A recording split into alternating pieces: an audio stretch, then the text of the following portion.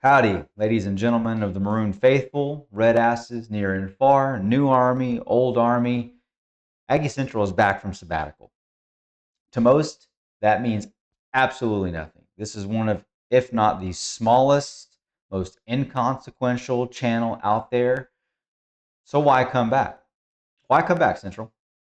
Well, one night during an intense meditation, I'm sure not alcohol induced, I had a vision. I saw Dana X Bible, I saw John David Crow, and old Sarge, and they were glowing. They had an aura, and the message was clear. If you record it, they will watch. So here we are. As you can see, I've relocated. I got new digs, getting the new office all set up and going. I think I'm gonna really love having the privacy of somewhere I can just sit down and do a quick recording and not have to worry about other people walking in. That might help get a few more videos out there. I'm also gonna really enjoy, say, 350 megabytes of upload speed. That's probably 40 times more than what I had previously because 7 megabytes per second just it sometimes takes 3 hours to upload a video. So I'm sure none of that had anything to do with needing to go on sabbatical and get some things figured out. But be that as it may, here we are. So let's have some fun. Um, and let's talk about fall camp. Fall camp is in a couple weeks. And I feel like I've just got, this fever when it comes to football at this point. I mean, doesn't everybody have that this time of year? Let's talk about three big questions for fall camp. And these are my three biggest questions. They don't have to be everybody's three biggest questions. I think it's just something that's going to probably lead to either a lot of success or very little success one way or the other. So I think it's the three biggest things we're going to have to get taken care of and figured out during fall camp. They are injuries, the coordinators, and the culture. These are not sexy topics. Mike Elko is not a sexy man. He didn't come in here a sexy man. I've been told he's really overweight. I don't care because you know what? Everybody else kind of came in what they were and got bigger. So if he's coming in big and stays that way, that's probably for the better. So let's talk about fall camp and let's talk about these three questions. I want to get you into the mood to talk these about these things, particularly the coordinators, by watching the end of the USC game. I think that's going to put us into the moment and really back into where we're feeling what was going on at the end of the year. Mike Elko at the end of that game said he does not have to watch that defense ever again, and who does, right? So that sent chills down my spine. It probably sent chills down Jay Bateman's spine. And then you've got Colin Klein, whereas that wasn't directly at him, took plenty of criticism throughout the year. So we get a lot of coordinator questions. Is Mike Elko going to be calling plays? I've got my thoughts on that. So let's watch these plays first, and then we'll go from there. We'll talk about everything I think that has to do with it. Okay, give you a little bit of commentary on the backside as well. All right, here we are. We're starting off. Let me get this on here so I can hear what's going on. And here's the thing. Let's watch them. I'll give you a little bit of commentary, and then we'll come back and we'll slow each one of them down and diagnose it a little bit more, okay? Now it's second and goal. Reed over the top toward Thomas. Jump ball. I'm watching Noah Thomas come down with this ball, and I'm thinking to myself, like, couldn't we have done this all year long? Like, was it not a play that we could have dialed up more? I'm thinking about 4th and 1 against Texas. Some of these overtime efforts against Auburn. And then right here, we come back towards Noah again. Seemed like just one of the easiest plays that we maybe had all year. And then I'm watching us throw a pass, a wheel route down the field to Calhoun. What is even happening?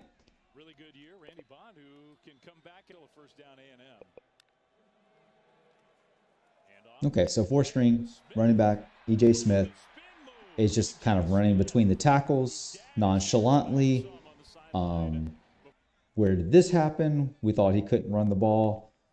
I'm sure it's a big combination, of course, right? You hear me being facetious, but be that as it may.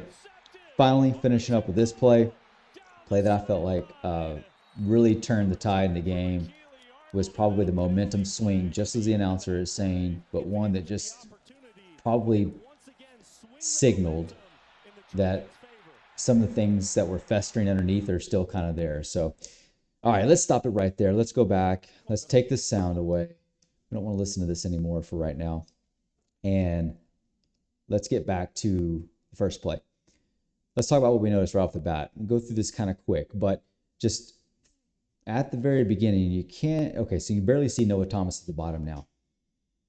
First off, I want to emphasize three things as we watch these that Colin Klein, I want to see him do more of, and that is locate and get us prepared for matchups, get Reed ready to distribute the ball and know where he needs to go with the ball, and then running between the tackles. So this one I think is probably illustrating two of the three.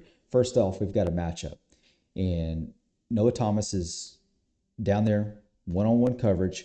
So if that's identified, that's a great idea to go up over the top, right? Let him high point the ball and hopefully come down with it. When you get a 50-50 chance, that's probably better than what we got most of the year. So Reed knows this. I can't see how he doesn't. I mean, I think the only real criticism here is that maybe he could have thrown the ball a little higher to give, a person who's of the Mike Evans body type, somebody that can leap mostly out of his shoes and go up over the defender more so. In this case, the defender had an opportunity to,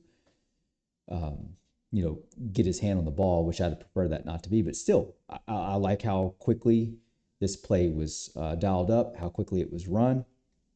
Hey, let's see more of that. And this is exactly what these are to illustrate is what we'd like to see more of.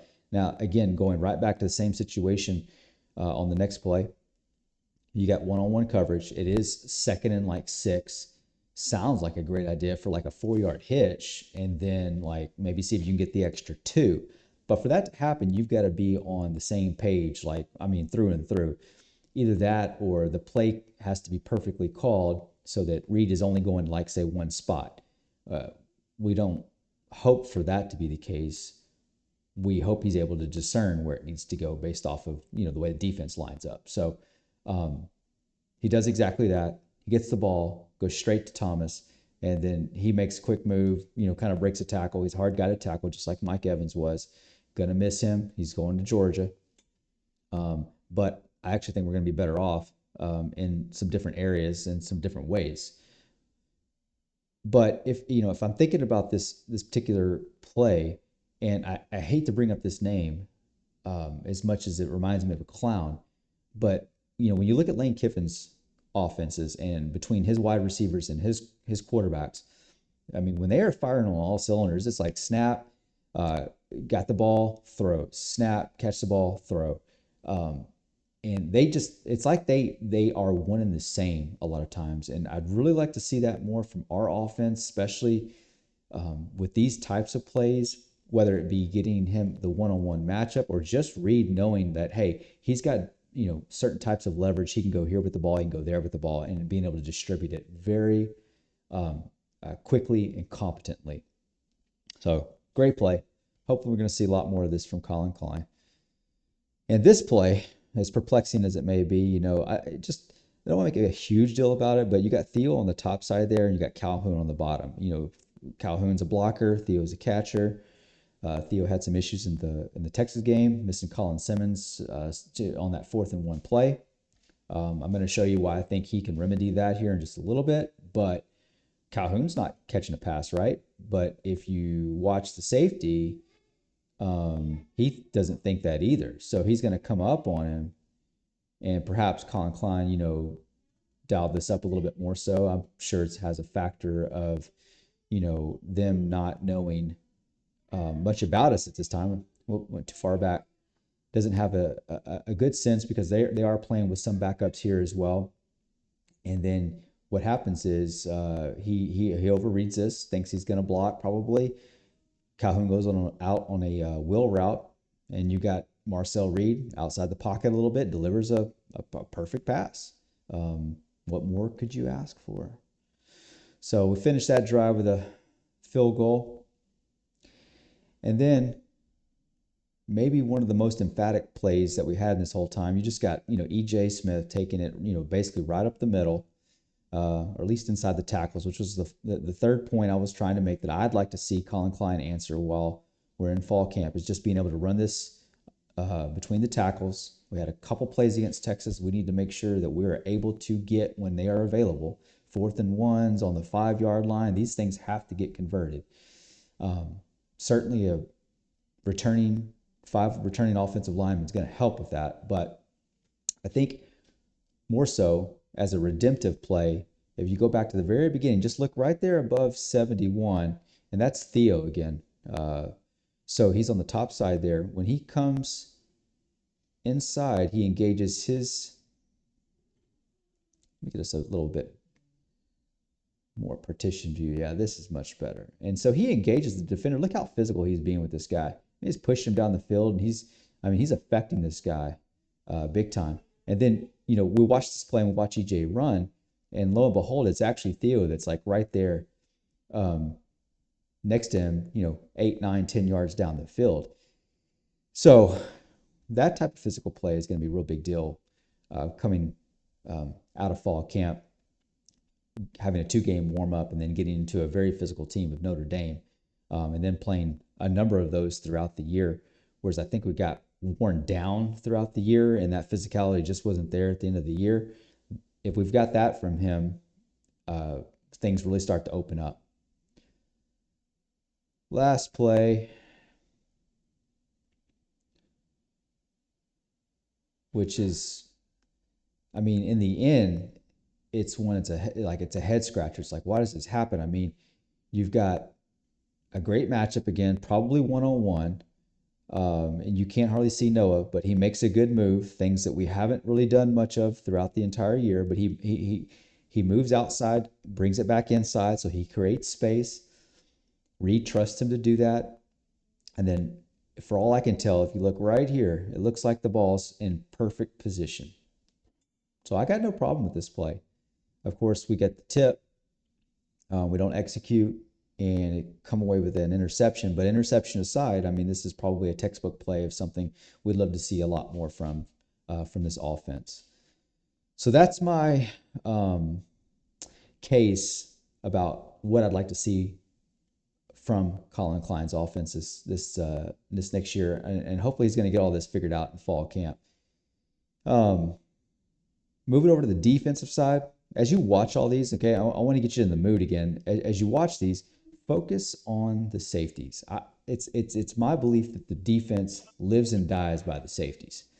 So watch them each play, and I'll slow it down. We'll run it, and we'll come back. We'll slow it down so we can see it much better. But watch these safeties each play. And they're going to run it down our throat a number of times. They did basically all game. Another one, just straight down the middle. We can pick out a lot of different things that are wrong with each one of these plays, of course. I am no X's and O's, guys. I am going to be self-deprecating this entire time, armchair quarterback.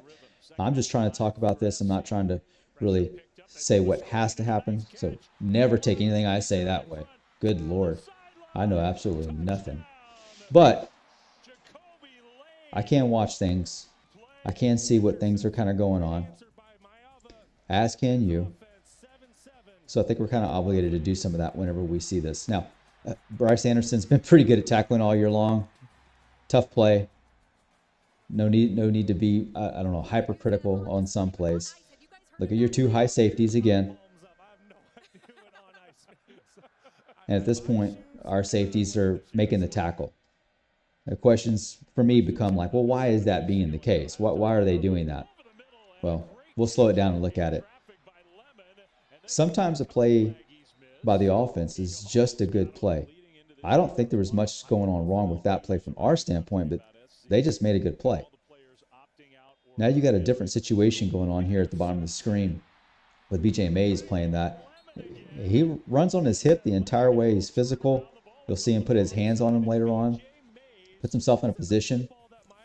throws on the wrong shoulder, honestly, but he's there, so he's able to make a play. Love it. Um, all right, so let's dial this back. Let's go take a look at this. Where's our first play? We got too much noise going on. Got too much. All right, so I want to show you those two safeties again. Where are they at? Where are they at? Here they are. All right, top of the screen, you got two safeties. We're 3rd and 2, so the thought process is what? 2 yards to get a first down. You got Des Ricks at the bottom. He's bailing. You're going to have the safety at the top of the screen. He's bailing right off the get-go too. We have a blitz from the inside. That's from Mays, from number 8. And so the lower safety is probably coming down to cover that. I mean, again, I'm armchairing this, so I'm just trying to make sense of what's going on. But the things I'm trying to figure out, I don't quite understand. And I know I don't. I shouldn't, but I'm just going to give commentary and what's going through my head is that we're not playing downhill, especially on a play that's mostly obvious. But when we're lined up in kind of like a one-on-one situation, it makes sense why the safety's coming downhill to cover 6. But because they're going to run this the entire way, we don't have the numbers in the box. We're not committed to stopping the run on this play. And maybe that's from a play calling standpoint. Maybe Elko will help in this regard. Maybe he's going to be doing more play calls. I don't tend to think that's what he's going to end up doing. I think there's just kind of too much going on. I don't think the focus was so much on Bateman as it was like, hey, we got these guys in year 1 and they just don't know, for instance, from the safety standpoint, what their reads are going to be so they know to, be in what position. But that's just my thoughts. Very similar situation. But when these safeties are not playing downhill and whenever our linebackers get out of position, we're not making contact until we're 7 or 8 yards down the field. I think a lot of this has to do with our safeties knowing what to do, when to do it, and communication about where they need to be. So sometimes, what do you say about that in year 1? Do you say, well, the plays need to be different, or the guys need to be coached up more so? And do you attribute that a bit more to it just being year 1, and that year 2 they're going to know more? I'm sure you can make, a case for all of that, and maybe it's 60-40 this or that, 70-30, but I think we should see quite a bit of improvement from these guys going from year 1 to year 2. Now, that's usually the mindset, and I'm going to tell you one thing I learned while on sabbatical is like you don't just go forward with those kinds of ideas and think that those are absolutes. You wait and see. Now, next play. You've got this. Really, it's a pick route. The guy's coming from the top of the screen. He's going to come through. He's going to go underneath the linebacker. Our defender's going to go on top. It just makes sense that that's the way that has to develop, and that creates space for the receiver. 81 goes in. He is fully going to make sure and block this guy, and I guess that's legal because their receiver's behind the line of scrimmage technically, which means it's, I guess, akin to a running play at this point. Like the rule or not, I think that's just the way it works out. 21, York almost gets his finger on the ball and gets us knocked down. But, a pretty good execution by them. It's hard to say you do a whole lot more. It's a tough play to defend. But I think we're going to see some stuff, that can help us out with the way we play on our DB level, especially from the cornerbacks. Like you got Des Ricks, playing quite a bit off here. Maybe not the worst idea. It's going to happen. There are some schemes in which we need to do that. I don't understand all of them, but when we'll see what Mays does, you saw that last play. Maybe that'll open up some doors for us in some different ways. This is the same play over. So let's skip to the next one.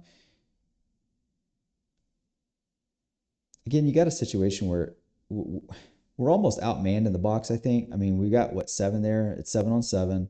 But we have the two high safeties. And so if they're not going to play, say downhill immediately, then we're not going to be able to make contact at, say, 2, 3, 4 yards past the line of scrimmage. It's always going to be 6, 7, 8. And that's really just kind of, I think, what we're seeing here. You get the linebacker out of position, the one opposite or on the far side of York. York basically goes in and tries to blow up that lineman. It was probably a tight end or running back that came down the block. Um, but when he does that, yeah, it's that tight end pulling inside. Um, he's basically having to come off the ball and make this tackle. So I mean, you don't really expect him to do that sort of thing. But the other linebacker is just on the other side of that wall, and he has to come back around. So he's out of position. And of course, it's going to leave him trying to come back, make the tackle himself, or leave it to the safety. They kind of all do it, but of course, you're 7 or 8 yards down the field at that point. So hey, we can't be perfect on every play, but we got to do this way more consistently, communicate, and figure out where we're going to go. And, looking at a play like this, there are elements of when we do everything correct, but they still make a good play. So I'm not going to be hypercritical. That's why I left this one in here. I'm really trying to emphasize that I'm not trying to be hypercritical. I just want to talk about the things that kind of make most sense from a common Joe standpoint. Okay. Now, with Mays down uh, down low on number 6, he does start with a press look. He stays on him. He's definitely got some speed, I think, that we didn't have there when Ricks is in. And the guy's going to come along. But as you'll see in the next view, Mays also gets his hands on him and stays with him the entire time. Let's get back over to that. Here it is, right? Yeah, right here. I don't know. You might call that holding, but something that is kind of somewhat subjectively called on us from time to time. I think these are ones where we got away with it, perhaps, but kind of turnabout's fair play. So it feels like we kind of got one. He's going to have to make a great play, a throw here, and just doesn't do it, and Mays is in position. So stuff happens. Great, I'm glad. It happens to us too. We just need to have more of that. We need to have more of that. And it sounds like from what Elko is saying at SEC Media Days, uh, the defense will be in better position with better personnel to be able to do more things that he wants to do so that we don't have to watch that defense ever again. Because I agree, I don't ever want to watch that defense again. So, um, with that said, part of the way that's going to happen, and this just gets us right into the next topic, is Will Lee coming back. Will Lee was out for this game. He was out like, I don't know, 2 series into the Texas game. And if he is what Elko says he is, and he basically says he's a lockdown corner, then that should open up things significantly because Des Ricks, whereas he's a younger guy, he's figuring some things out. He was also still in year one. I, they went at him the last 3 plays of the game, so we're winning with like 30 seconds left against USC, and they just go at Des Ricks 3 plays right in a row, put it in the end zone, and they win with 12 seconds essentially, or they go up with 12 seconds. So if we can get him back healthy and he can stay healthy, and we have a lockdown corner, if we got somebody to go with him on the other side, although Chappelle's probably going to end up playing more of a dime, but if we can get Chappelle back and have him healthy, you're talking about a lot of production and a lot of high quality play that has not been there, especially in some of the most critical games. So my second thing, as I was telling you, is injuries. This has got to be answered in fall camp. It's not something you actively answer, but uh, big questions here, right? We have Chappelle that's been out for over a year. Will Lee, like I said, went out. Owens goes out at the beginning of camp. And when Owens goes out, we now have ourselves a situation where if our number one goes down, which happened, we're basically relying on a number three to be a number one and four to be a number two. And when that happened, production just went down. So we definitely need, I'd say, uh, Owens Moss combination if we want to have our most ideal situation going on. Of course, the offensive line is going to help with that a lot. We probably have 7 trusted guys that we can put back on the field, 5 of which are basically veterans at this point. Some of the Highest uh, projections for us are top five offensive line, I think, and that's pretty well um, across the board. But here's the deal: when Moss went down, we went from a 6.3 average per carry to 4.7 with Daniels and EJ, right? We went from 85 yards per game to 55. I mean, these are significant drop offs. So getting Moss back, I think he's supposed to be back a week or two into camp, and then have him make it all the way through camp, and him getting to the first two games, get his feet underneath him, and get to a point where he doesn't have to be babied, and we can get him, full bore, Owens full bore, and then have Daniels if we need Daniels. It's going to be a huge plus, uh, big plus. Injuries, as you know, have been some of our biggest problems throughout the last few years, and none more so at the quarterback position. I don't think it's controversial to say this, but when we went to the Notre Dame last year, Weigman was hurt, and I think that's well established. Correct me if I'm wrong. Weigman's shoulder was not where it needed to be. It didn't look like that from an accuracy standpoint or a throwing standpoint, and I think the stats bore him out as the year went on as well. Um, of course, even just the eye test. But when Reed was in, he was throwing at a 61% completion percentage. Wiegman was 56. Uh, Reed was putting up, say, 7.8 yards per attempt versus 7.2 with Wiegman, 4.6 yards per carry versus 3.6.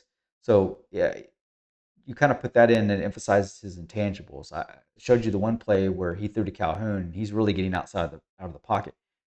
Is he going to run there? Or is he going to throw there? You have to respect the run, and you can't just bail to take the defender because he's going to run for 10 or 15 on you if you're not going to come up. Um, he just moves better on his feet. You saw him make that stick against Florida. I mean, that guy just completely lost his shoes and socks. So he's dangerous outside of the pocket, and if he can throw that way, uh, the production level to have somebody do that all year long and not get injured, not have a toe stepped on or not a shoulder get bummed, and I'm trying not to ask for the world here, or my cake and eat it too. I guess I just want cake at this point, and I don't have to eat it. I'll just look at it. But my goodness, if we can get a 2020 type of situation where Mon stayed the entire season, of course I know he didn't play 12 games, but a quarterback, a stable quarterback for the entire season has got to be worth something. Uh, Speaking of intangibles, the way that Reed brings some of those to the game, Moss when we had him, he was our only running back to average more than 10 yards per catch. So he's pretty lethal coming out of the backfield as well. Owens going down, it's no secret that man is really good with the pass. So adding those two things back just helps our offense in multiple different ways. It gives us more options, and it gives us it just uh, probably increases our effect tenfold. So, um, yeah, love to see us have an injury-free season, especially not only with those guys, including offensive line. But again, I just feel like I'm asking for too much at this point because how much we've had to deal with them at this point. Last thing I want to emphasize, and it's the least talked about thing, probably has the biggest effect. It's probably the most important, and it's not the sexiest thing as I was talking about before, but that is culture. And the biggest red flag for me when we're talking about culture, from a person who's not on the inside that only sees the things that happen on the outside, are arrests. So immediately that just gets us right off jumping off point with Moss's arrest. Now, I think it's a BS situation. I think it was classified as disorderly conduct. So I'll talk about that. I want to give you my thoughts on that. But it's already been dismissed as of this morning. I think as of actually yesterday, it's been dismissed. Judge threw it out. It's not an issue anymore. Rightfully so, in my opinion. I think probably there could have been a de-escalation happen there. Why did we have to have a charge at the end of the situation? I don't. I mean, I wasn't there. I don't know all the facts, but I think with the judge's decision, it probably attests to that type of a take, right? I'm more concerned when I have situations like drugs involved, right? Mario Craver, transfer from Mississippi State, uh, got cited back in March, THC vape pen. These are the ones that matter to me a bit more because they're it's like they're premeditated. They're self-inflicted, to quote somebody I don't want to quote. But they are. That's true. They are self-inflicted. It's something you don't have to do, but that you did. Looking back at what happened with Micah Tees, um, even Anaya Smith in the 2022 season, that just wasn't a good season for him. But he came back the following season and had one of his best. Once he got rid of that sort of thing, his his focus was different, right? And I think it shows us where their focus is. So I want to, you know, really quick jump into SEC media days and some things that Elko talked about because I think there's some counter arguments to this as well. Because I'm really concerned about where culture is with this team. I trust Elko and what he's doing. So how he's going to deal with like Mario Craver coming over and getting his act straight about what he's going to do while he's with this team and what he's bringing into the locker room. I trust Elko in that. I feel real good about where he's at with that right now. Because some of the comments he made for one, but he also said that our team, in first time in, I guess in a long time, we've had a 3.0 GPA on the team. So whenever a team's got that, what is that kind of implying? To me, it's implying our team is focused and are focused on good quality things. So if you're giving me this piece of evidence, well, I'm feeling more solid about what they're doing, say in the locker room, in the film room, and where their focus is, say on the game. Are they focused on doing this thing over here, and trying to keep it secret, or are they focused on like uh, doing high quality things? 3.0 GPA speaks volumes, in my opinion. Not only that, but Elko is emphasizing like championship mindset through and through and through. That's great. And we can talk about that, or at least he can say those things verbally, all day long. Question becomes whether or not it's actually being um, held to account, modeled, and all those kinds of things to actually make it come to fruition. And so at this point, um, with that, the evidence of the GPA, the lack of arrest actually that's happening this offseason. Again, I'm going to throw the Mario Craver one to the side a little bit. He had a transfer going in there, so he's kind of coming in. It happened in March. If we get these next 2 weeks into fall camp uh, without something like this happening, to me that's a big deal. It really is, especially when it comes to the drugs. You're not having those. I think that's great for any team, especially no one wants to have reckless driving situations in parking garages, right? So, um, yeah, feel good about the culture that Elko is taking us through. And if we can get these three things figured out, I think injuries, or if they work in our favor, I should say, injuries, the coordinators got their heads on straight, developing players, all that kind of stuff, and the culture, I'm looking forward to a fun year. Just going to say it, looking forward to a fun year. So that's it, y'all. I'm back. Good to be back. See you soon.